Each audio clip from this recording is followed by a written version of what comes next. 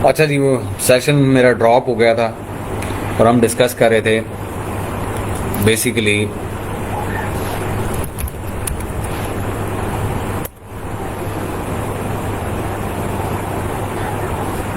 कि relevance score और हमारी जो सेल वेलोसिटी ड्रॉप हो जाती है, या कस्टमर आके क्लाइंट आपको कहता है कि जी मेरी जो सेल वेलोसिटी वो ड्रॉप हो रही है, जबकि मैंने किसी चीज़ को छेड़ा भी नहीं और कोई चीज़ मैंने तब्दील भी नहीं की। तो हमने देखना ये होता है कि ऐसा क्यों हो रहा है। हम इसको डिस्कस कर रहे थे। अब मुझे नहीं पता कि वो कहाँ पे अब ऊंची आ रही है। अब मैंने वो बेसिकली माइक उतारा है, मैं अपना जो माइक था वो मैंने उतार दिया है। अब मैं लैपटॉप की उससे बात कर रहा हूँ, मैं लोगों को प्रॉब्लम आ रही थी। अच्छा, अब हम वो डिस्कस कर रहे थे कि लिस्टिंग क्वालिटी रैंक को, और उसके अंदर हम ये देख रहे थे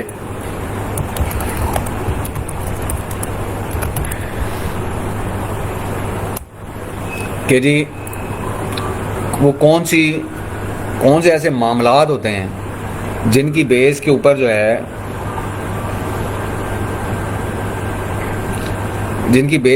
है आप अलीम अपनी आवाज़ थोड़ी जो है ना अपने हेडफोन की या अपने लैपटॉप की कम करें। वो बेसिकली पहले जो था ना, वो मेरा वो डायरेक्शनल माइक था लगा हुआ। वो डायरेक्शनल माइक जो है वो नॉइज़ को सप्रेस करता है। अब मैं क्योंकि लैपटॉप का माइक यूज़ कर रहा हूँ, वो मैंने उतार दिया वो अपना डायरेक्शनल माइक, तो उसकी वजह से हो सकता है कि आपको आवाज़ जो है वो उसमें डिस्टॉर्शन अब ज़्यादा हो, क्योंकि उसके अंदर जो है वो नॉइज़, बैकग्राउंड नॉइज़ जो है वो कम होता है। अच्छा, अब पता नहीं, मुझे कोई बताएगा कि कहाँ तक बात आप लोगों तक पहुँची थी कि उसके बाद डिस्कनेक्ट हुए।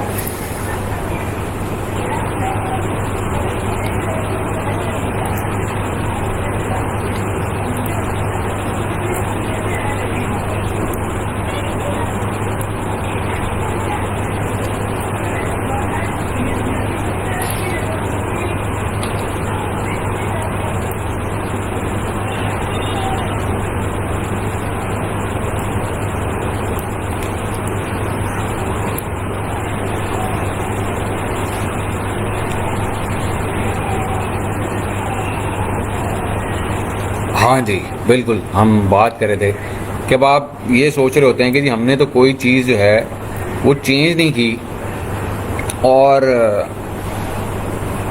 लोग जो है ना वो मेरी सेल वेलोसिटी जो है वो डाउन होना शुरू हो गई है, और दुनिया जो है वो सेल्स लिए जा रही है, मुझे सेल मिल नहीं रही।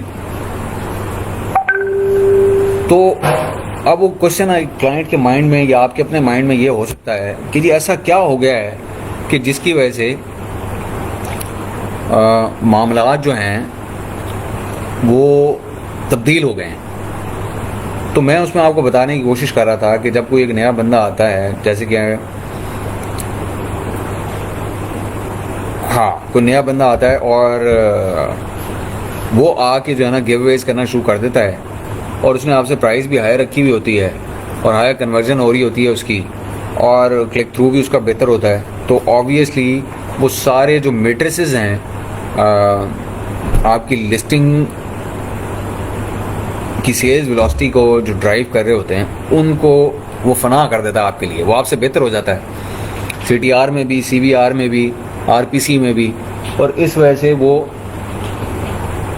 रिज़ल्ट में ऊपर शो होना शुरू हो जाता है। और फिर क्योंकि वो रिज़ल्ट में आपसे ऊपर होना शुरू होता है, तो वो कन्वर्ट भी बेहतर होता है। जब कन्वर्ट बेहतर होता है तो उसका सेल्स वेलोसिटी बेहतर होती है, सेल वेलोसिटी आपसे बेहतर होती है, तो वो रैंक भी आपसे बेहतर कर जाता है और आप अपनी सेल्स वेलोसिटी लूज़ कर जाते हैं। तो ये है उसकी एक्सप्लेनेशन कि वो कैसे आपका जो है ना सेल्स वेलोसिटी ड्रॉप हो रही होती है। अब बात यह है कि ऐसी अगर कभी सूरत हाल हो जाए तो आपको क्या क्या चीज़ें चेक करनी चाहिए। आपको चेक करना चाहिए, पहली चीज़ तो यह कि आपको सब्र करना चाहिए। सबसे पहली बात तो यह कि सब्र इस सेंस में करना चाहिए कि भाई जो आके तहस नहस कर रहा है वो कोई हफ्ता 10 दिन ही करेगा, 15 दिन कर लेगा, इससे ज़्यादा तो वो सारी ज़िंदगी तो कर नहीं सकता। हाँ, अब आपने क्या करना होता है कि आपने फिर अपनी लिस्ट को दोबारा से नए सिरे से, जब वो नया एक वेरिएबल यानी कि एक नया सेलर इंट्रोड्यूस हो गया टॉप 5 में या टॉप 10 में, तो अब आप उसके लिहाज से अगर उसकी कुछ चीज़ें आपसे बेहतर हैं, उसका टाइटल आपसे बेहतर है, उसका इमेजेस आपसे बेहतर हैं, या उसका आरपीसी जो है रेवेन्यू पर क्लिक आपसे बेहतर है, तो आपने देखना है कि आप उसके ऊपर कैसे इफेक्ट कर सकते हैं। ये आपने बेहतर करना होता है। दूसरी ऑप्शन ये होती है कि आप भी वही वाला काम शुरू कर दें कि उसने शुरू कर दिए अगर रियल ऑर्डर्स जैनीज पकड़ पकड़ के, तो आप भी यही काम शुरू कर दें उसको कि वो करता जाए, आप भी उसको बराबर मैच करते जाएं, तो आप अपनी पोजीशन सस्टेन कर लेंगे। या फिर आप ये है कि आप उसको करने दें जो वो कर रहा है, और जब वो रुक जाए तो अव्वल तो ये होगा कि उसके पास वो हिस्ट्री नहीं होगी जो आपकी सेल हिस्ट्री होगी। अगर आप अच्छे कन्वर्ट हो रहे थे तो आप ऑटोमेटिकली अपनी पोजीशन जो है वो रिवाइव कर लेंगे। पहली बात तो ये है, आपके नंबर ऑफ रिव्यूज़ भी बेहतर होंगे, और अगर रेटिंग बेहतर होगी तो क्या ही बात है। और आपकी क्योंकि सेल हिस्ट्री होगी, तो सेल हिस्ट्री की बेस के ऊपर आप दोबारा अपनी पोजीशन जो है वो रिज्यूम कर लेंगे। अगर आप नहीं कर पा रहे किसी वजह से, तो आप अपने CTR को और अपने कन्वर्जन को दोबारा से फोकस करना पड़ेगा आपको कि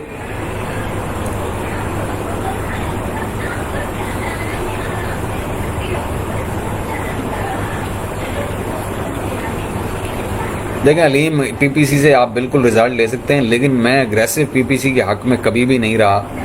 और मैं PPC का मुझे बहुत पसंद है PPC, लेकिन PPC मुझे एग्रेसिव बिल्कुल भी नहीं पसंद। मैं इसके ऊपर डिस्कशन मैं पोस्ट डाल भी चुका हूँ।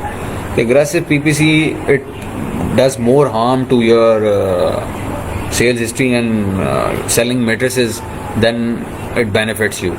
तो PPC एग्रेसिव ना करें, PPC स्ट्रेटेजिक होना चाहिए, और वो स्ट्रेटेजिक ही करें आप। देखें हनी मून जो है ना, हनी मून एक रिलेटिव कॉन्सेप्ट है। रिलेटिव कॉन्सेप्ट क्या है?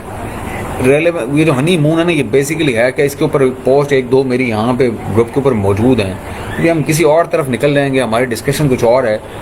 तो हनी मून बेसिकली जो है ना वो रेलेवेंस को प्रूव करने का एक पीरियड है।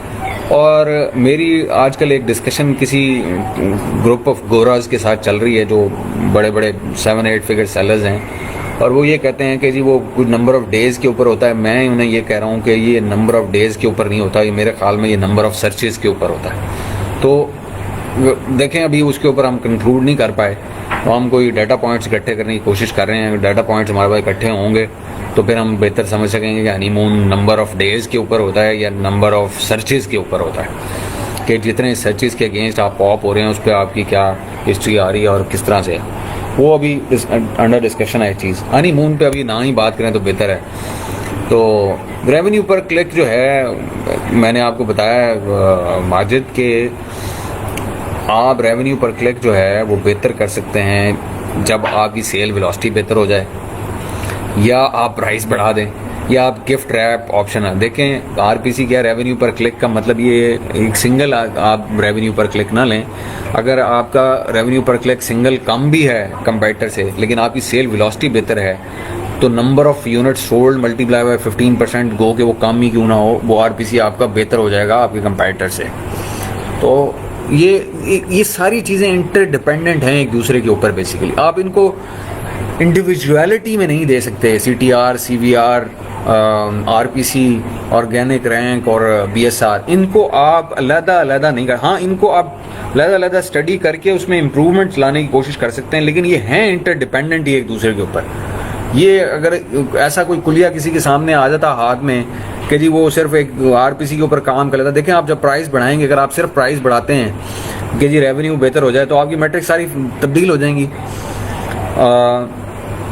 और इसका जो सबसे बेहतरीन तरीका ये होता है कि सबसे पहले तो आप ये कोशिश करें कि आप सेल्स वेलोसिटी इंप्रूव करें, तो आपका आरपीसी वैसे ही बेहतर हो जाता है। तो सेल्स वेलोसिटी इंप्रूव करने के लिए आपको सीटीआर बेहतर करना पड़ता है, प्राइस को ना छेड़ें आप, सीटीआर बेहतर करने की कोशिश करें, अपनी कन्वर्जन को बेहतर करने की कोशिश करें।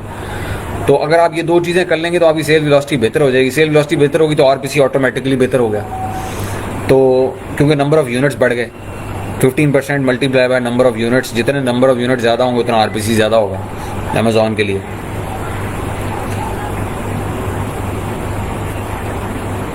हाँ, ये कामरान, ये अच्छा क्वेश्चन है कि जी ऑर्गेनिक स्टेबिलिटी कैसे आएगी if older sellers are getting back in their positions.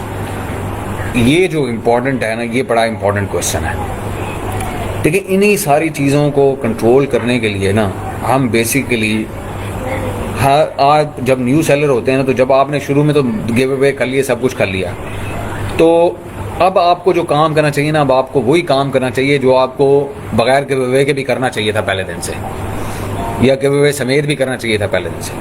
कि जब आप वो मार्केट सेटल होगी आपके गिव अवे, आप रैंक हो गए, तो आप जो है ना चीज़ों को फाइन ट्यून करना शुरू करें।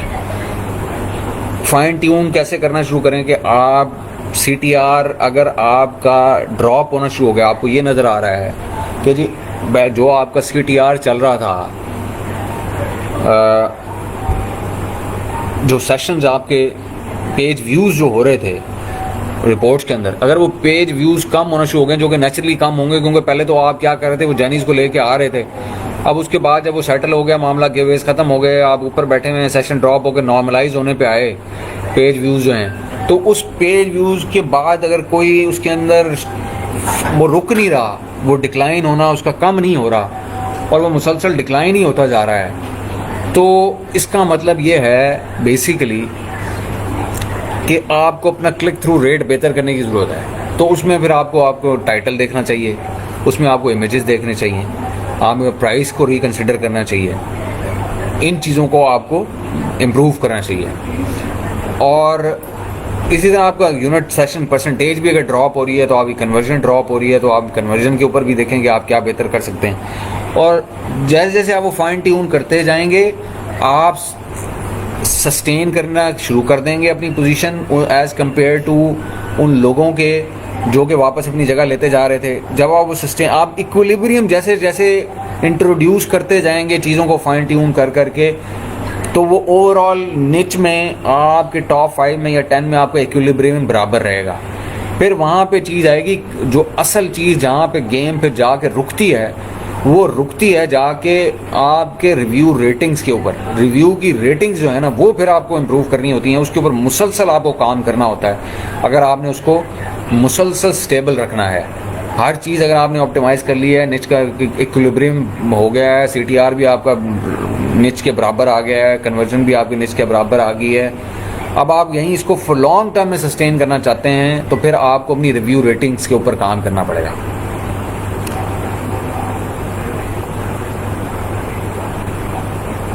आप एमसी के ऊपर कर सकते हैं। मैंने आपको कहा था एमसी का मसला असल में एमसी का नहीं है। ManyChat is not the problem. Problem है basically low trust score buyer, ये प्रॉब्लम है। MC is not a problem. जो लोग आप एमसी के थ्रू लेके जा रहे हैं, लैंड करा रहे हैं, कन्वर्ट करा रहे हैं जिन लोगों को, उनकी अमेज़ॉन प्रोफाइल क्या है, ये प्रॉब्लम है। इसकी वजह से फ्लैग होते हैं, इसकी वजह से आपकी सारी ख़राबी पैदा होती है एमसी वाली।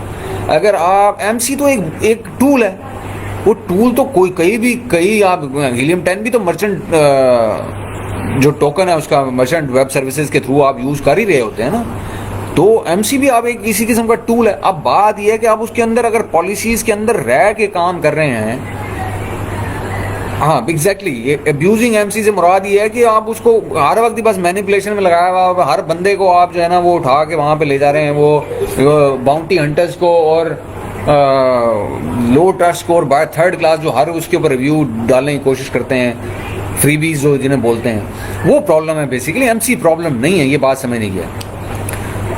क्लिक थ्रू जो है, क्लिक थ्रू की गुड वैल्यूज जो है ना, ये आपको पीपी से पता चलती हैं बेसिकली, जो बड़ी ऑनेस्ट और सीधी सी बात है। आप इसको क्लिक थ्रू जो है ना, आप पीपीसी से और आपके ब्रांड एनालिटिक्स से अपने कंपैरेटर का जो क्लिक शेयर उसका आ रहा होता है और जो उसका कन्वर्जन शेयर होता है, वहाँ से डिकोड आप उसको कर सकते हैं।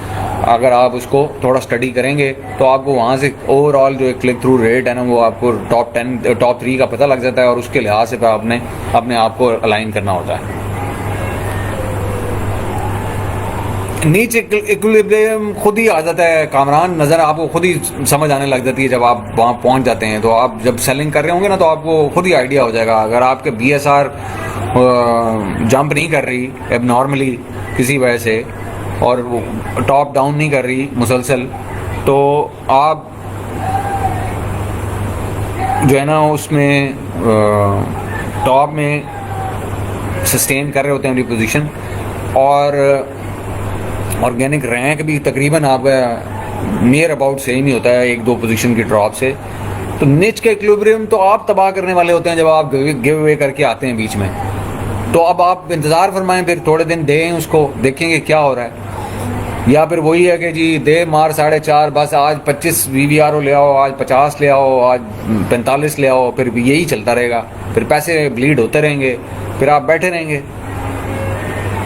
इसलिए मैं कहता हूँ कि ये जो अगर आपको ज़रूरत पड़ती भी है उस इक्विलिब्रियम को बराबर रखने के लिए, तो पैसे ऐसा निज़ाम खड़ा करें, ऑडियंस बिल्ड करें जो आपको 5, 10, 15, 20% की कोई वोचर कूपन किसी इस तरह की चीज़ के ऊपर या डिस्काउंट की बेस के ऊपर आप लोगों से सेल्स वेलोसिटी मेंटेन करा सकें। अगर आपकी सेल, देखिए sale velocity is very very important, very very important. सबसे नंबर 1 फैक्टर ही वही है। हर जगह आप ये पढ़ते हैं, सुनते हैं, देखते हैं। तो सेल वेलोसिटी आप पैसा खर्च करके वो VVRO थ्रू कर लें या फिर आप ऑडियंस बिल्ड करके कर लें। अब लोग मेरा सर पाड़ते हैं इस बात के ऊपर कि जी ये ऑडियंस बिल्डिंग बकवास है, ये सारी दुनिया। आप गोरों के ग्रुप में चले जाएँ, देखें जो कोई पुराना सेलर आपको मिलेगा उसका इंटरव्यू कर लें आप, वो आपको कहेगा भाई गिव अवे कुछ भी नहीं होता, ये ऑडियंस बिल्डिंग से होता है सब कुछ।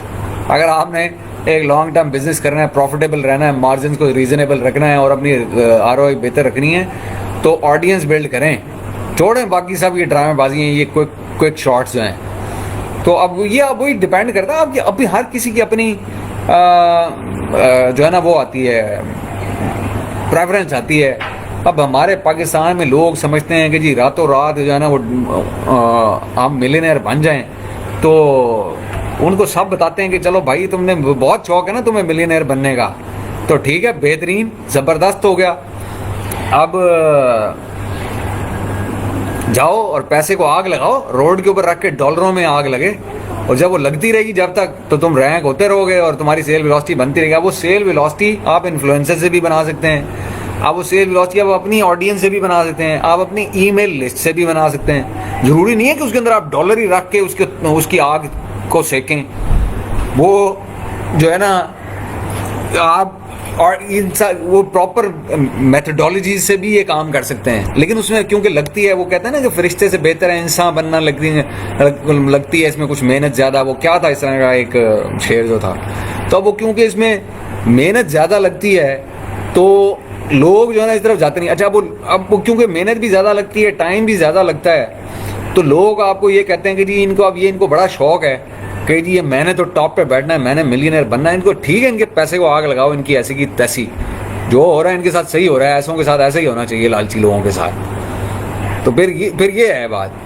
तो दूसरा तरीका वो है कि आप ऑडियंस बिल्ड करें, ईमेलिंग लिस्ट बिल्ड करें, फनल्स बनाएं, फ्लाई व्हील्स बनाएं और उसके थ्रू वेलोसिटी जनरेट करें बगैर पैसों के, और उससे आपको रिव्यूअर भी मिलते हैं, बेहतरीन आपको रिव्यूअर मिलते हैं। अब ये जुनैद का क्वेश्चन आया हुआ है कि जी कैसे आता है, वो पिछले वाले लोग अभी एक पोस्ट में आगे आने वाले दिनों में कुछ करूँगा, वो क्या है, वो इसी मौजू के ऊपर है कि जी आप वो स्क्वीज कैसे करते हैं उसी ऑडियंस को बार बार उसी ईमेलिंग लिस्ट को अपसेल, क्रॉस सेल, और कैसे आप उनसे पैसा एक बार खर्च किया हुआ आपने, जो फेसबुक एड फनल के ऊपर जो लगाए हुए होते हैं, वो एक या इन्फ्लुएंसर के ऊपर जो खर्च किया होता है, उसको जब आप अपने लेके आ जाते हैं इंगेज रखते हैं, अपने ग्रुप में ले आते हैं, अपने कम्युनिटी का हिस्सा बना लेते हैं, ब्रांड की ऑडियंस बना लेते हैं, तो आप उसको बार बार स्क्वीज़ करते रहते हैं मुख्तलिफ ऑफर्स लगा लगा के। नहीं कामरान, ज़रूरी नहीं है कि ई बुक ले लें आप, और ये वो बहुत तरीके हैं भाई इसके। अभी उसने वो आपने खुद ही गोटा लोटा की कंटेंट डाला था, अब उसके अंदर तो वो कोई चीज़ नहीं बेच रहा था, उसने तो कोई ई बुक वगैरह नहीं की थी, उसने तो कोई ऐसी ऑफर नहीं लगाई थी। तो ज़रूरी नहीं है ई बुक तो एक तरीका है कि वो ई बुक आप कोई किसी किस्म की कोई दे दें अगर कोई आपको ऐसा प्रोडक्ट है। तो ये सारी ये बहुत देखें डिजिटल मार्केटिंग की 1001 स्ट्रैटेजीज हैं। अब मिसाल के तौर के ऊपर ये लोग बड़े बड़े कॉन्टेस्ट रन करते हैं अपनी ऑडियंस के अंदर, गेमिफिकेशन कर देते हैं ऑडियंस के अंदर। तो बड़े बड़े तरीके हैं इसको कन्वर्जन के, वो कोई ऐसा मसला नहीं है। या नेक्स्ट बायर्स के ऊपर, अब वो कवाज का जो केस था उसके अंदर आपने पढ़ा और देखा होगा कि कवाज ने क्या किया था कि कवाज जो ईमेलिंग लिस्ट उन्होंने बिल्ड की थी over a period of time, उसमें वो जो नेक्स्ट परचेजेस होती थी वो डिस्काउंटेड परचेजेस कर देते थे अपनी ऑडियंस के लिए। कि अगर आपने एक परचेज की, फर्ज करें आपने कवाज ने कहा कि जी आपने आईपैड का कवर लिया लेदर का या लेदर का, और जब आप नेक्स्ट टाइम लेने के लिए मेरे पास दोबारा आए तो क्या होगा कि जी आपको 40% डिस्काउंट मैं दे दूंगा, वोचर मेरे से ले लें आप ईमेल लिस्ट में, क्योंकि आपकी ईमेल लिस्ट आपके पास होती है, आप उनको जेनीज के थ्रू इस्तेमाल कर लेते हैं। और बहुत सारी चीज़ें हैं, बहुत तरीके हैं, बहुत आपको एंगेज, री एंगेज, अपसेल, क्रॉस सेल, आप उस ऑडियंस से इतनी बार पैसा कमा सकते हैं, इतनी बार पैसा कमा सकते हैं उस ऑडियंस से कि एक बार जो आपने $1.5 या $1 या 70 सेंट या 60 सेंट फनल के ऊपर खर्च किए थे उसके ऐड के ऊपर, वो कॉस्ट पर रिजल्ट जो आपकी आ रही होती है, उसको आप जितनी बार आप में काबिलियत हो एज अ डिजिटल मार्केटर, उतनी बार आप उस पैसे को रोटेट करके उसी एक कॉस्ट के ऊपर, क्योंकि एक्विजिशन आपने कर ली होती है, और उसी के ऊपर जो है आप दोबारा एवरेज ऑर्डर वैल्यू जो है, यानी कि उसने एक बार ख़रीदा तो उसका फ़र्ज़ करें $10 का प्रोडक्ट था, तो दूसरी बार आपने उसे परचेज़ कराया तो आपने कोई एडिशनल लेने है उसको 10% डिस्काउंट दिया, यानी कि $9 में उसको परचेज़ कराया, तो आपने वही जो एक 70 सेंट में उसको एक बार आप लेके आए थे फनल करके और ईमेल लिस्ट बनाई थी, उसी पैसे के यूज़ के ऊपर आपने एक $9 में जब उसको बेचा तो एक $8 का प्रॉफिट आपने वहाँ और कमा लिया। एवरेज ऑर्डर वैल्यू भी बड़ी कर लिया आपने, जो पहले $10 थी अब $19 हो गई। तो अगली बार आप उसको क्रॉस सेल कर देंगे कोई चीज़ के, अच्छा जी पिछली बार तुमने आईपैड का कवर लिया था, अब तुम ऐसा करो कि आईपैड का बेड हो स्टोरेज यूनिट ले लो मेरे से, लेदरेट का या लेदर का, वो साइड पे स्टोरेज होती है हैंगेबल, वो ले लो। चलो उसी में से आप उसी बंदे को वो भी लगा दिया। आपने कोई अपसेल कर दिया कि अच्छा जी आप ये पहले आपने लिया था मेरे से पाउच लिया था इसका या टैबलेट का कवर लिया था, आप वो कवर ले लें जिसके अंदर USB चार्जिंग ऑप्शन भी मौजूद है। तो आप जो है ना ये उस बंदे को उससे स्क्वीज़ करते रहते हैं। अब ये देखें बात कहीं से कहीं निकल गई, हम जा कहीं और रहे थे, और मकसद कहने का ये है कि आपको इक्विलिब्रियम कायम रखने के लिए आप पैसा लगा लें गिवअवेज या VBROs की फॉर्म में, या फिर आप ऑडियंस को स्क्वीज़ करते रहें बार बार। तो मर्जी आपकी है भाई, मैंने तो वो आपकी लिस्ट लॉन्च नहीं करनी, मैंने तो रैंक नहीं करनी, आपने खुद करनी है। अगर आपको बहुत शौक है डॉलर्स को आग लगाने का तो बी माई गेस्ट भाई, सुबह करें, अभी करें, सुबह को छोड़ें।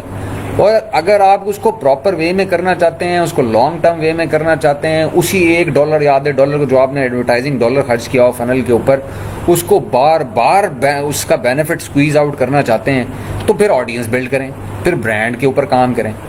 मर्जी आपकी है। मैं तो कहता हूँ कि जी PPC से भी लॉन्च हो सकती है, गिव अवे से भी लॉन्च हो सकती है, ब्रांड से भी लॉन्च हो सकती है, चॉइस आपकी है। आप कहते हैं कि मैंने बस गिव अवे से करनी है तो 100 बिस्मिल्लाह भाई जाएं और अभी कर लें। आप कहते हैं जी मैंने PPC से करनी है, मैं कहता हूँ भाई आप, मुझे पसंद नहीं है पर्सनली एग्रेसिव PPC, लेकिन मैं आपको कहता हूँ जाएं भाई अभी कर लें। आप क्योंकि आपकी चॉइस, आपका पैसा है, आपको अगर लगता है कि मैं पैसे को आग लगा दूँ और कोई मसला नहीं है, लेकिन मेरे लिए इसकी ज़्यादा वैल्यू ये है कि आप टॉप पे रैंक हो जाएं, तो भाई आप कर लें।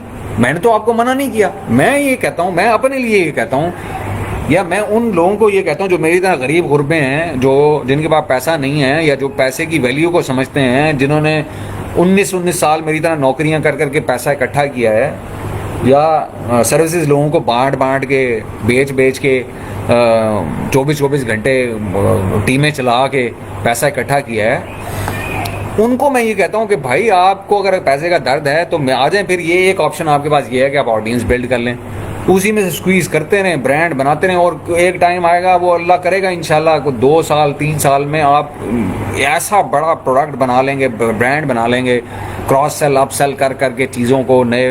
अच्छा, फिर वो आप जब आपके ऑडियंस होती है तो नया प्रोडक्ट भी उन्हीं को लगा दें। आपने नया लॉन्च किया ना, उन्हीं को आ जाओ भाई तुम ये भी खरीद लो। तो आपको अभी मैंने एक वो पोस्ट डाली है, मैंने उसके ऊपर मैंने ये अभी बात कर रहा था कि जिसके अंदर आपको ये सारी मैंने परसेंटेजेस देनी है कि किस तरह की एक्टिविटी का क्या इफ़ेक्ट आता है, और कैसे आप स्क्वीज़ आउट करते हैं उस ऑडियंस को, और उसके अंदर से कैसे आप एवरेज ऑर्डर वैल्यू बढ़ाते हैं और अपनी प्रॉफिटेबिलिटी को मैक्सिमाइज़ करते हैं। आपको पता है कि एक्विजिशन की कॉस्ट ज़्यादा है, रिटेंशन की कॉस्ट कम है। नया क्लाइंट पकड़ने के लिए आपको $1 $1.5 लेना पड़ेगा, लगाना पड़ेगा, लेकिन अगर आप उसको रिटेन करना चाहें तो आप कंटेंट की बेस के ऊपर भी उसको रिटेन रख सकते हैं ग्रुप के अंदर अपने। तो वो कंटेंट लिखने के लिए आपको कोई, अगर आप कोई आर्टिकल लिख रहे हैं तो आपको किसी कंटेंट राइटर को, किसी टॉप नॉच कंटेंट राइटर को एक बार $100 देने पड़ जाएंगे, और वो उससे आपको हो सकता है कोई 50 कस्टमर मिल जाएं $10 वाले, तो $500 तो आपने वहाँ से इकट्ठा कर लिया।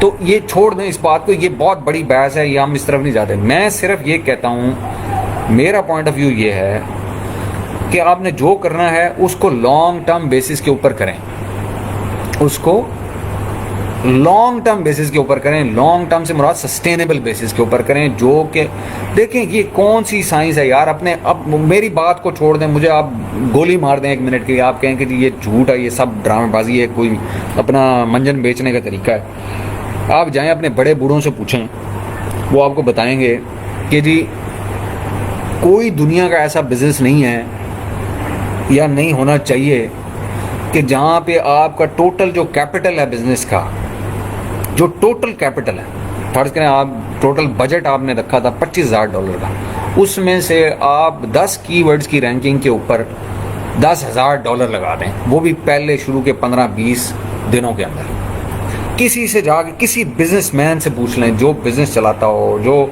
वो करता हो, उससे पूछ लें, वो आपको बताएगा ये नेचुरल है कि नहीं है, या ये ऐसा होना चाहिए कि नहीं। जो बड़े से बड़े केस स्टडी, किसी से जाके, बड़े से बड़े सेलर से जाके क्वेश्चन कर लें, दुनिया के किसी और, अमेज़ॉन सेलर को छोड़ दें, किसी पूरी दुनिया में कहीं चले जाएं।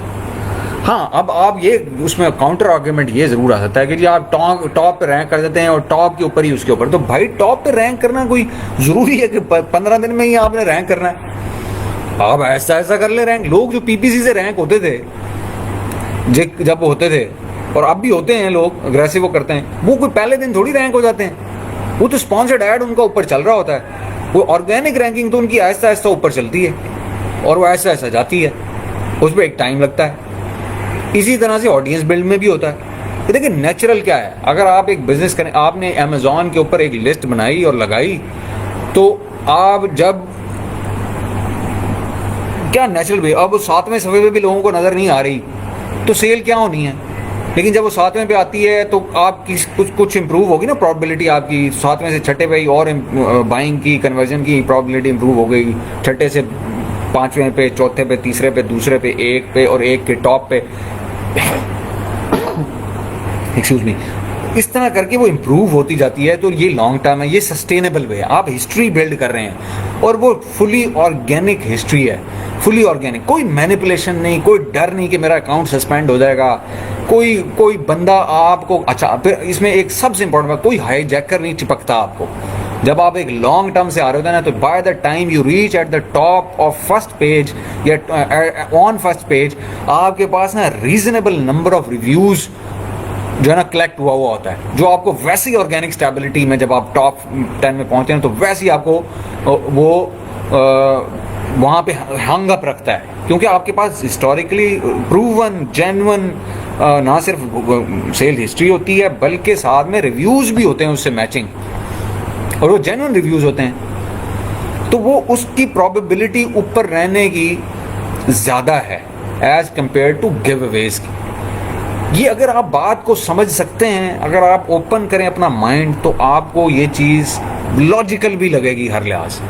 अगर आप नहीं समझना चाहते किसी वजह से, तो भाई मैं तो मजबूर हूँ, अब मैं तो आप या मेरे पास कोई ऐसा मसला नहीं है कि मैंने आपके दिमाग में भरना ही है कि बस नहीं भाई जाओ और किसी तरीके से जो है ना रैंक करो, बस गिव अवे से करो, पैसे को आग लगाओ। जैसे वो पैब्लो एस्कोबार ने अपनी बेटी को, जब उसको सर्दी लग रही थी, उसने कहा मैंने ऐसे मिलियंस ऑफ डॉलर्स क्या कर रहे हैं, उसने रख के एक आतिशदान के अंदर फायर प्लेस में उसने आग लगा दी थी कि बेटी को चलो हाथ सेक ले, मेरी बेटी सर्दी ना लगे इसे। तो आप एस्कोबार बन जाएं भाईजान, आप जाएं बिस्मिल्लाह पढ़ें और जितने पैसे आपने आग लगानी है लगा दें, कोई मसला नहीं, मुझे तो कोई प्रॉब्लम नहीं है, मैं किसी के मुखालिफ नहीं हूँ। मैं तो तीनों स्ट्रेटजी डिस्कस करता हूँ यहाँ पे ग्रुप के ऊपर। जो मेरे से गिवअवेज का जवाब मांगता है मैं उसको उसका भी देता हूँ, जो मेरे से पीपीसी का मांगता है मैं उसको भी देता हूँ, जो मेरे से ऑडियंस का मांगता है मैं उसको भी देता हूँ। तो ये मैं सब के उसमें हूँ।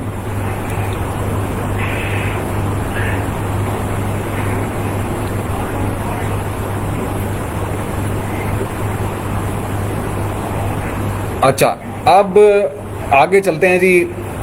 अब हमें ये बात तो समझ में आ गई कि रेलेवेंस स्कोर क्या चीज़ है, या आपकी सेल्स वेलोसिटी ड्रॉप होती है तो किस बेसिस के ऊपर होती है, और उसको आपने रिवाइव करने के लिए क्या करना है। आपने बेसिकली वही इक्विलिब्रियम जो कि आपकी सेल्स वेलोसिटी ड्रॉप होती है उसको आपने री अचीव करना होता है। वो भले किसी नए प्लेयर की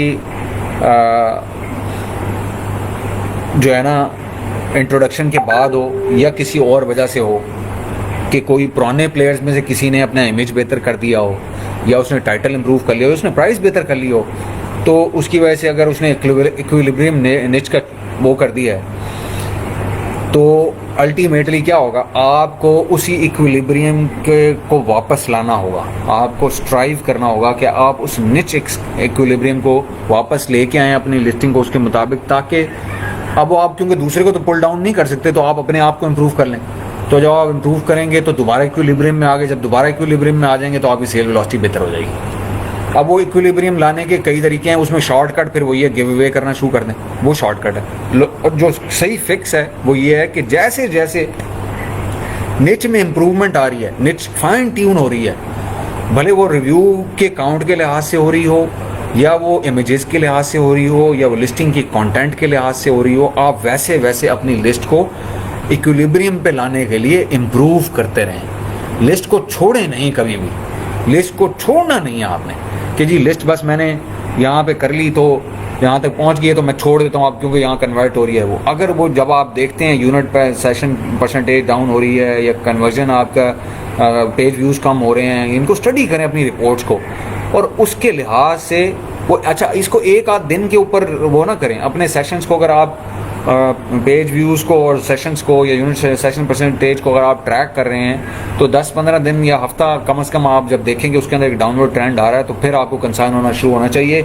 और फिर उसके लिहाज से आपको करेक्टिव मेजर्स लेने चाहिए। तो अब वो नॉर्मली क्या होता है कि जब आप एक क्लाइंट की अपनी ऑडिट करने जाते हैं लिस्टिंग का, तो आप ना वो रिव्यूज़ रिपोर्ट्स को देखते ही नहीं हैं। वो जो सेशन चल रहे होते हैं उनमें क्या ट्रेंड रहा है, या जो पेज व्यूज़ है उसमें क्या ट्रेंड रहा है, आप उसको देखते ही नहीं हैं। और आप बस, आप क्लाइंट आता है आपके पास, या आप खुद अपनी लिस्टिंग उठाते हैं, आप कहते हैं नहीं यार ये कोई मसला आ गया, ये कोई कीवर्ड नया आ गया, या क्या हो गया, या कोई इंडेक्सिंग नहीं हो गई है नए कीवर्ड की, या कोई किसी डी इंडेक्स हो गया हूँ मैं किसी कीवर्ड पे, आप जो है ना बस वो, या सेल वेलोसिटी कम होने पे आप उसमें तब्दीलियाँ शुरू कर देते हैं जी, टाइटल भी बदल दो जी, बुलेट भी बदल मारो, और इमेज भी चेंज करके देख लो।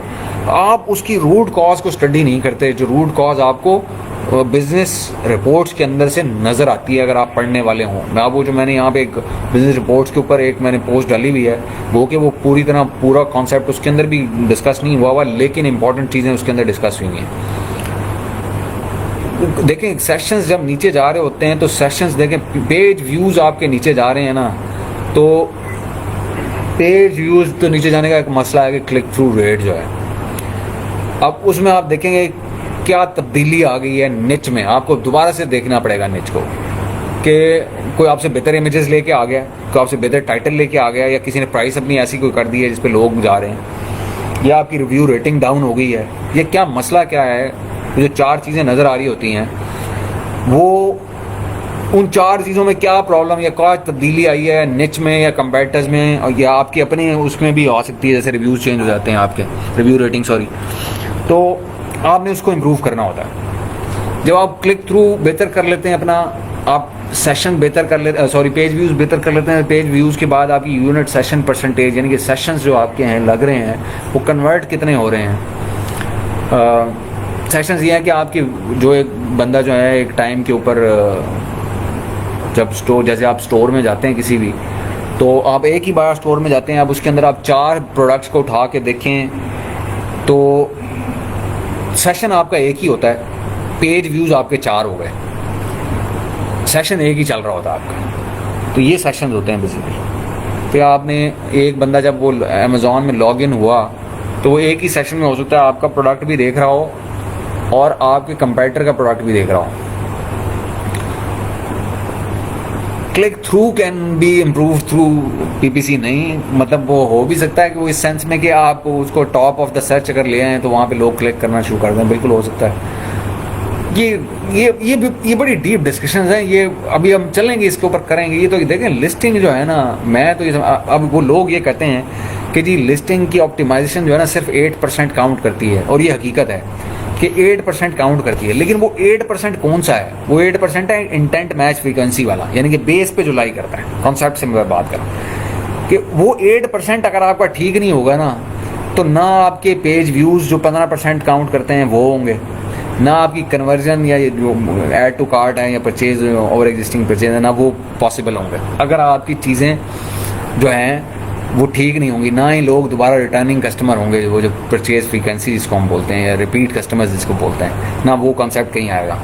तो वो ये 8% बड़ा इंपॉर्टेंट है। तो बहुत सारी चीज़ें इसके अंदर इन्वॉल्व हैं, इसलिए आपको सबसे पहले जो है ना ट्रैफिक और कन्वर्जन इसको समझना है। जब आप ये समझ लेंगे आप पूरा अमेज़ॉन समझ लेंगे, आप साइंस समझ लेंगे सेलिंग की, कि सेल कैसे करना है किसी भी चीज़, किसी भी प्रोडक्ट को, किसी भी लम्हे, किसी भी सीज़न में, किसी भी वक्त कैसे उसको सेल करना है और कैसे उसको टॉप पे रैंक रखना है। ये 2 चीज़ें आप समझ लें, एक आपकी लिस्टिंग की ट्रैफिक, उसको मेंटेन कैसे करना है, या कंपेटिटर को मैच कैसे करना है या उससे बेहतर कैसे करना है, और एक आपकी लिस्टिंग की कन्वर्जन।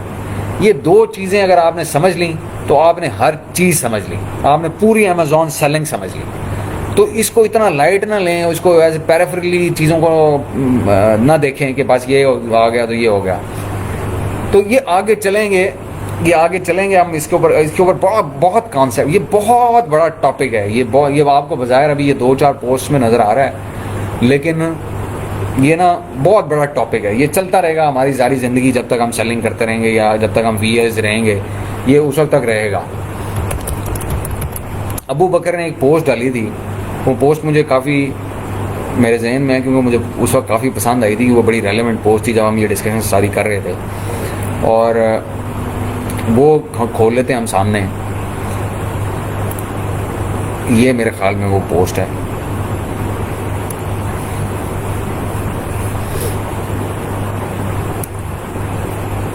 ये अबू बकर ने एक पोस्ट डाली थी कि जी एक अब आपके पास क्लाइंट आया है और उसकी लिस्ट रैंक भी हुई है किसी हद तक, तो मैं उसकी ऑप्टिमाइजेशन करूं तो कैसे करूं। ये काफ़ी पुरानी पोस्ट है, महीना भर पहले की है।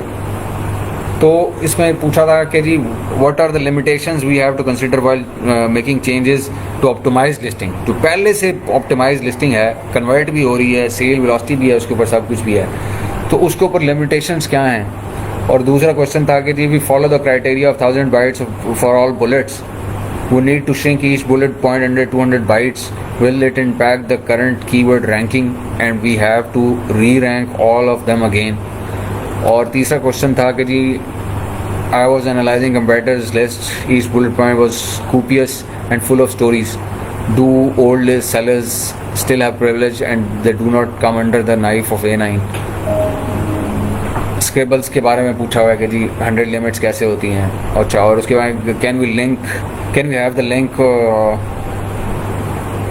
Where we can verify these information. तो वो मैंने ये तो मैंने खैर डाला हुआ है इसके ऊपर। यहाँ मैंने कीवर्ड एट्रीब्यूट्स और बैक एंड जो एट्रीब्यूट्स हैं उसकी एक इमेज यहाँ मैंने डाला हुआ है। अगर आपको मेरी टीम ने डाला था वो अगर आप देखेंगे तो यहाँ कहीं पड़ा हुआ लिस्टिंग ऑप्टिमाइजेशन के अंडर ही वो एक ही पिक्चर है बेसिकली सिर्फ। अच्छा, अब इसमें जो पहला क्वेश्चन है बहुत इंपॉर्टेंट, पहला दो जो क्वेश्चन हैं ये बहुत इंपॉर्टेंट है इसके अंदर। वो क्या है कि जी एक लिस्ट है जो पहले रैंक थी, ऑप्टिमाइज थी और सेल वेलोसिटी भी अच्छी थी, उसको फर्दर इम्प्रूव करने के लिए हमें किन किन चीज़ों का ख्याल रखना चाहिए। ये बहुत इंपॉर्टेंट क्वेश्चन है। ये इसके पीछे प्रॉपर ऑडिट इन्वॉल्व है। प्रॉपर ऑडिट से मुराद ये कि जब तक आपको पूरा ऑडिट नहीं ना आप कर लेते उस वक्त तक आप लिस्ट को छेड़े ना, ऐसी लिस्ट को। और वो ऑडिट कहाँ से स्टार्ट होना है ये मैं आपको बताता हूँ। वो ऑडिट स्टार्ट होना है Amazon बिजनेस रिपोर्ट्स के डाटा से, वहाँ से स्टार्ट होना है इसमें। इस केस के अंदर कि सारी चीज़ें पहले ठीक थी, हर चीज़ बेहतरीन काम कर रही थी, क्लिक थ्रू रेट भी बेहतरीन था, पेज व्यूज़ थे, कन्वर्जन भी थी, यूनिट सेशन परसेंटेज ठीक थी, आरपीसी भी क्योंकि सेल वेलोसिटी थी तो आरपीसी भी बेहतरीन था, तो सेल वेलोसिटी हो रही थी, सेलिंग हो रही थी, तो उसकी वजह से ऑर्गेनिक रैंक भी स्टेबल था और आपका PSR भी सही चल रहा था। लेकिन अब क्या ऐसा फैक्टर आ गया है या क्या ऐसी चीज़ आ गई है कि वो सारी चीज़ें ख़राब हो गई हैं, सेल वेलोसिटी कम हो गई है, कन्वर्जन बेहतर नहीं रही, आपका ऑर्गेनिक रैंक भी ड्रॉप हो रहा है। तो ऐसी लिस्ट जो पहले हर चीज़ ठीक थी, अब उसको क्या करें, उसको कैसे देखें, उसको कैसे इम्प्रूव करें।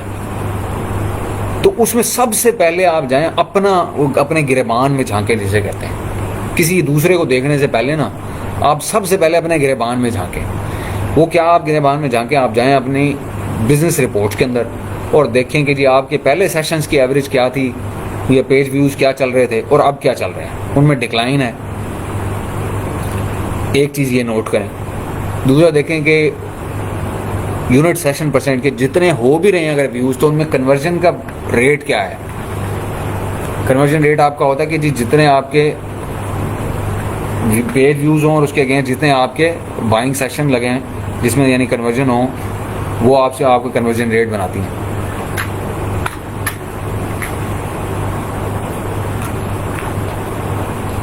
तो सबसे पहले आप अपने गिरेबान में झांकें, बिजनेस रिपोर्ट्स देखें, आपकी अपनी है या क्लाइंट की है, उसमें देखें कि बिजनेस रिपोर्ट्स क्या बता रही हैं। अगर वहाँ सब कुछ आपको डिकोड आप करने में काबिल हैं तो आपको वहीं पता चल रहा था कि मसला कहाँ पैदा हो रहा है, किस चीज़ का मसला है। क्या लोग क्लिक नहीं कर पा रहे? अगर क्लिक कर रहे हैं और कन्वर्ट नहीं हो रहे, बाउंस कर रहे हैं, तो इसका मतलब यह है कि आपकी लिस्टिंग या कंटेंट में कोई ऐसी चीज़ है जो उनको आंसर नहीं दे पा रही, ये कन्वर्ट नहीं कर पा रही, उसमें इम्प्रूवमेंट आने की ज़रूरत है। तो ये देखने के बाद फिर आप जाएं निच में, फिर आप निच को जाके देखें, वो जो टॉप पे जो आपके कंपेटिटर्स बैठे थे, देखें कि उन्होंने क्या तब्दीलियां की हैं या क्या नई चीज़ आपको नज़र आती है, स्पॉट करने की कोशिश करें।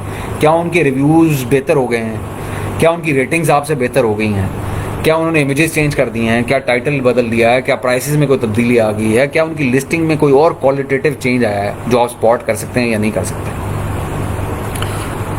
अच्छा, अब ये इसकी बेस के ऊपर पूरा ऑडिट करना पड़ेगा आपको, सारी चीज़ों को देखना पड़ेगा आपको। अगर आप नहीं देखेंगे तो आप अपनी लिस्ट को किसी ऐसी जगह छेड़ बैठेंगे जहाँ पे उसको छेड़ना नहीं चाहिए आप। अच्छा, जब आप ऑप्टिमाइज़ करें, फिर ऐसी जो फाइन ट्यून जिसे हम बोलते हैं, जब हम फाइन ट्यूनिंग की तरफ जा रहे हो, को आप चेंज स्पॉट कर लें और आप उसके लिहाज से करना चाह रहे हो, तो सिर्फ एक वेरिएबल को एक टाइम पे छेड़ें। ये बहुत इंपॉर्टेंट है।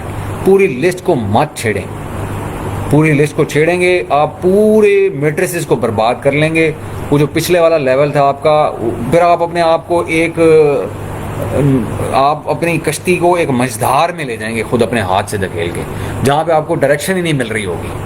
आप फिर टक्कर ही मार रहे होंगे क्योंकि आपने जो आपकी पहला जिसके ऊपर आपका शक था, अगर आपने उसको सिर्फ एड्रेस करके, सिर्फ उसको चेंज करके अगर इम्प्रूवमेंट लाने की कोशिश नहीं की और आपने सारी पूरे मैट्रिक्स को ही छेड़ दिया है, तो आप कभी भी उसकी रूट कॉज तक नहीं पहुंच सकेंगे या उसको फिक्स करने की पोजीशन में नहीं आ सकेंगे। बहुत मुश्किल हो जाएगा आपके लिए, बहुत मुश्किल हो जाएगा। आप होता उस क्लाइंट की अपनी लिस्टिंग को ही बर्बाद कर लें। तो इसलिए बेहतर यह है कि आप एक टाइम पे एक वेरिएबल को जो आप समझें कि इसकी वजह से, ये तब्दीली की वजह से या इस प्रॉब्लम को एड्रेस करना ज़रूरी है, इसकी वजह से बेहतरी आ सकती है, तो सिर्फ उसी को छेड़ें। अगर वो उससे भी बेहतरी ना आए तो उसको वापस रिवाइव करें अपनी पहले वाली जगह पे और फिर किसी दूसरे वेरिएबल को छेड़ें, ताकि आप वेरिएबल वाइज, यानी कि टाइटल अगर आप छेड़ रहे हैं तो टाइटल अगर आपने चेंज किया और फिर भी फ़र्क नहीं पड़ा तो फिर दोबारा टाइटल को पुरानी जगह पे ले जाएं और आप इमेजेस के ऊपर काम करें। या फिर इसी तरह इमेजेस के नहीं आपको फ़र्क महसूस हो रहा तो फिर आप वापस जाएँ, इमेजेस दोबारा अपनी जगह पे पहले वाली पे ले जाएँ और आप जाके प्राइस को छेड़ें या फिर इसी तरह बुलेट्स को छेड़ें। इस तरह करके आप काम करेंगे तो आपके लिए ट्रबल शूटिंग जो है वो ईजी होगी। अच्छा, कीवर्ड की आपको रिसर्च भी ऑब्वियसली करनी पड़ेगी, क्योंकि इंडेक्सिंग चेक करनी पड़ेगी। हो सकता है आप किसी कीवर्ड के ऊपर डी इंडेक्स हो गए हों या कोई नया कीवर्ड इंडेक्स हो गया हो मार्केट प्लेस में जिस पे आप इंडेक्स ना हुए हों। ऐसा होता है, रिवॉल्व हो जाते हैं नए keywords over a period of time. कोई भी, वो इंटेंट भी हो सकते हैं, इन्वेस्टिगेशनल भी हो सकते हैं, ट्रांजैक्शनल भी हो सकते हैं। तो वो आपने ये भी ऑब्वियसली देखना होता है। ऑडिट का मतलब ऑडिट, ट्रैफिक भी और कन्वर्जन भी। तो मेरे ख्याल में ये क्लैरिटी आ गई। अब ये जहाँ तक ये बात है ना कि कैनबलाइज होने की, कि बुलेट्स का आपने मैटर कम कर दिया। देखिए, मैं आपको पहली बात बताऊं, A9 जो है ना, वो उसके लिए ज़्यादा इम्पोर्टेंस ये है कि कस्टमर का ऑन पेज जो यूज़र एक्सपीरियंस है ना, वो बेहतर होना चाहिए, कीवर्ड्स उसके अंदर हो ना हो। Amazon A9 ये कहता है, ठीक है, Amazon A9 ये कहता है जी आपके भले एक टके का कीवर्ड आपने अपनी लिस्ट के अंदर इस्तेमाल ना किया हुआ हो, लेकिन it should make sense to the customer who is reading the listing. Amazon ये कहता है मैं उसको वैल्यू देता हूँ जो कि कस्टमर की इंटेंट को मैच करता है, कीवर्ड स्टफिंग को नहीं। वो कंटेंट मेरे लिए ज़्यादा वैल्यूएबल है, A9 कहता है, जिसके अंदर कस्टमर इंटेंट मैच फ्रीक्वेंसी ज़्यादा है। तो कीवर्ड स्टफ करेंगे तो 36,000 जगह हैं भाई। ज़रूरी नहीं है कि आप कीवर्ड्स, सारे कीवर्ड आप टॉप ट्रैफिक के 10 कीवर्ड भी डाल देंगे ना अगर आपकी मेन लिस्ट के अंदर आगे सामने फ्रंट एंड पे, तो वही काफ़ी हैं। लेकिन उसको लॉजिकल वे में यूज़ करना है, जो it should more look like क्या कहना चाहिए, it should make more sense to the customer, ये बजाय इसके कि आप उसमें कीवर्ड ही स्टफ करते रहें। तो 200 कैरेक्टर्स या 200 बाइट्स होती हैं बेसिकली। 200 बाइट्स जो हैं वो बहुत सफिशेंट जगह है एक बुलेट को देने के लिए। मैं तो मतलब कुछ कैटेगरीज ऐसी हैं जिसमें आपको 200 पूरी इस्तेमाल करनी चाहिए, कुछ ऐसी हैं जिसमें 30 से 40 में भी काम चल जाता है। तो 30-40 बाइट्स के अंदर ही आप बुलेट बना देते हैं। ऐसी भी लिस्ट मिलेंगी आपको और वो बेहतरीन कन्वर्ट हो रही होती हैं। तो खैर एनी हाउ, ये है जी, आज हमने बात की अभी सिर्फ हमने उन बेसिक चीज़ों की या उन कॉन्सेप्ट्स की जो कि कन्वर्जन के लिए इम्पॉर्टेंट है आपके समझने की ज़रूरत। अब एक सेशन हम इसके ऊपर और लेंगे, एक सेशन हम और लेंगे सिर्फ, और इसी कन्वर्जन के ऊपर, लिस्टिंग ऑडिट के ऊपर। वो हम लेंगे कि आपने प्रैक्टिकली किसी भी कंपैरेटर को सिलेक्ट करके अगर उसके लेवल के ऊपर जाना है तो ब्रांड एनालिटिक्स या H10 को यूज़ करके आप उसको किस तरह से उस लेवल पे लेके जा सकते हैं कि कन्वर्जन उसकी रीड कर लें, डिकोड कर लें कि कन्वर्जन कैसे हो रही हैं, और H10 में भी आप स्टडी कर लें कि वो किन किन कीवर्ड्स के ऊपर इंडेक्स्ड है और ट्रैफिक कहाँ कहाँ से आ रही है, और इन दोनों का कॉम्बिनेशन लगा के अपनी लिस्ट को उस तरीके से ऑप्टिमाइज़ करने की कोशिश करें, जिस तरह या रेप्लिकेट करने की कोशिश करें जो आपका हाई सेलिंग या टॉप सेलर जो है वो बेसिकली कन्वर्ट हो रहा है। उसके मॉडल को रेप्लिकेट करने की ज़रूरत होती है आपको। अगर आप उसके जितना क्लोज होते जाएंगे उतना आपकी सेल वेलोसिटी बेहतर होती जाएगी, आपकी कन्वर्जन बेहतर होती जाएगी और आपकी रैंकिंग बेहतर होती जाएगी। तो एक सेशन हम इसके ऊपर लगाएंगे, किसी दिन आप कोई टाइम निकाल के कोशिश करते हैं अगले वीक में कर लें। तो आप सेशन मेरे ख्याल में काफ़ी लंबे हो गए, 2 सेशन हो गए, मतलब 1 घंटे का वो था, घंटा से ऊपर इसको भी हो ही गया होगा, घंटा हो गया तकरीबन। तो मेरे ख्याल में यहाँ आज बात करते हैं। यार प्लैटिनम कीवर्ड फैसल, मैं इसको ना इसके हम डिस्कस कर चुके हैं। आप लिस्टिंग ऑप्टिमाइजेशन के टैब में जाएं, ये प्लैटिनम कीवर्ड जो है ना ये फेज आउट हो चुके हैं, ये ऑब्सोलीट हो चुके हैं, ये सब डिस्कशन हुई नहीं है। आप देखें, आप लोग ना थोड़ी सी पेन लें, और यहाँ ग्रुप के अंदर लिस्टिंग टॉपिक टैग्स लगे हुए हैं, सॉरी ग्रुप टॉपिक टैग्स लगे हुए हैं, उसमें एक लिस्टिंग टॉपिक टैग है लिस्टिंग ऑप्टिमाइजेशन का, उसको क्लिक करके खोलें। ये आपको नज़र आ रहा है, देखिए मेरी स्क्रीन के ऊपर, ये आप इसको क्लिक करेंगे ना यहाँ पे, तो ये आपको सारी जो लिस्टिंग ऑप्टिमाइजेशन के नीचे जितनी डिस्कशन लगी हुई है ना, वो सारी यहाँ पे इसके नीचे आपको आ जाएगी, वो सारी पोस्ट आ जाएंगी। और वो अगर आप कर लेंगे ना एक बार, तो आप ये सब कुछ मौजूद है यहाँ, सब कुछ। देखिए मैं आज जितनी भी डिस्कशन मैंने की है वो पोस्ट के अंदर इसी एक उसके अंदर से की है। बिजनेस रिपोर्ट्स आपको आप क्लाइंट से मांग लें, उसे जब चाइल्ड एक्सेस ले लें आप उससे, अगर आप उसकी लिस्टिंग को ऑप्टिमाइज करने जा रहे हैं तो उसे कहें भाई मुझे अपने चाइल्ड एक्सेस दें, मैं आपकी बिजनेस रिपोर्ट देखूं, मैं पहले स्टडी तो करूं कि हो क्या रहा है आपकी लिस्टिंग के साथ। और अगर आपके पास आपके पास क्लाइंट भी कोई नहीं है और कुछ भी नहीं है, तो किसी की भी आप बंदे की किसी की आप उसे कहें कि ये कोई सैम्पल रिपोर्ट आपके साथ शेयर कर ले, वो नहीं आपको मिलेंगी तो आप भाई गूगल के ऊपर चले जाएं मेरे दोस्त। गूगल के ऊपर इतनी पिक्चर्स पड़ी हुई हैं, आप उसके अंदर आपको नज़र आ जाता है, वहाँ पे आप डिडक्शंस आप वहाँ से भी कर सकते हैं उसको स्टडी करके भी। तो ये बिजनेस रिपोर्ट्स तो इतना बड़ा कोई इशू नहीं है। अगर आप स्टडी करना चाहें और नॉलेज को रिफाइन करना चाहें प्रैक्टिकल साइंस में, तो बड़े तरीके हैं, आप कर सकते हैं। आप कोई राउंडिंग कोई क्वेश्चन है एंड में, तो एक दो कोई अगर हैं तो वो बेशक पूछ लें, और हम क्लोज करते हैं, क्योंकि अब 1 भी बज गया, लोगों ने सोना भी होता है, बेचारे लोग नौकरियां भी करते हैं और आगे से काम होता है, लोग जिच भी आते हैं इतने लंबे लंबे सेशन से। लेकिन अनफॉर्चुनेटली ये टॉपिक्स बहुत इंपॉर्टेंट हैं और इसके ऊपर सारा सेलिंग कैरियर बेस करता है, तो मैं इसके ऊपर टाइम थोड़ा ज़्यादा लगा रहा हूँ इन कॉन्सेप्ट के ऊपर।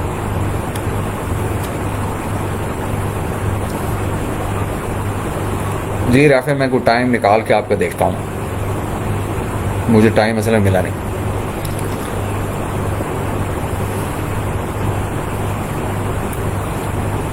चलें जी, मेरे ख्याल में फिर अल्लाह हाफ़िज़ बोलते हैं। तो मैं 2 घंटे के सेशन हो गए आज के दिन में। ठीक है जी, thank you very much for everybody कि आपने ज्वाइन किया और हमने कुछ चीज़ें सीखी होंगी होपफुली। और नेक्स्ट जो हम टॉपिक है ना जी, वो हम रखेंगे इसी लिस्टिंग ऑडिट के कन्वर्जन को ही, लेकिन हम उसके साथ ब्रांड एनालिटिक्स को ज़रा देखेंगे और साथ में S10 के साथ देखेंगे कि उसको कैसे यूज़ करते हैं। तो अब आप लोगों को ये अंदाज़ा हो जाना चाहिए कि जो प्रैक्टिकल जो लाइफ है या प्रैक्टिकल वर्ल्ड जो है ना, उसमें कोर्सेज से डिफरेंट होता है काम। थ्योरी एक तरफ रह जाती है, प्रैक्टिकल चीज़ें कुछ और तरफ चली जाती हैं। और थ्योरी में कॉन्सेप्ट ज़रूर आपको मिलते हैं, इसलिए थ्योरी भी बहुत ज़रूरी है, लेकिन जो रियल जो प्रैक्टिकल आस्पेक्ट है ना सेलिंग की, वो बिल्कुल डिफरेंट है उस थ्योरी से। वो आपको थ्योरी ये तो बताती है कि ऐसे कर लें, और लेकिन जो एक्चुअल आपको एक्सपीरियंस आता है वो आता है जब आप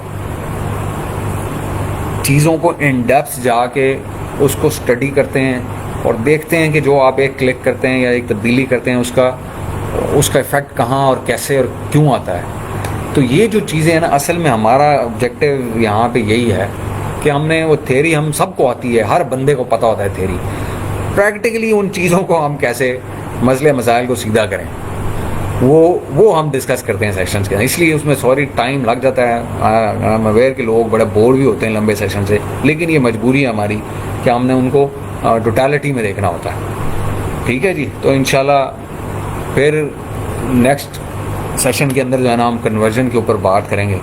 अदनान उमर, आप तो कमाल चल रहे हैं, आपको तो ज़रूरत ही नहीं है हमारे जैसे उसकी, आप तो वैसे ही चैम्पियन है, आप तो बेचे जा रहे हैं आंखें बंद कर करके। ठीक है जी, चलें जी, इंशाल्लाह मुलाकात होती है नेक्स्ट सेशन में। हम करेंगे एक सेशन और इंशाल्लाह लिस्टिंग ऑडिट कन्वर्जन के ऊपर, जिसमें हम ब्रांड एनालिटिक्स और S10 के थोड़ा यूज़ करके प्रैक्टिकली देखेंगे कि हम कैसे जो है ना वो कन्वर्जन को ज़रा थोड़ा सिस्टमेटिक वे में भी देख लेंगे। अभी हमने क्वालिटेटिव देखा, ज़रा क्वांटिटेटिव साइड भी देख लेंगे उसकी। ठीक है जी, थैंक यू वेरी मच, अल्लाह हाफिज़।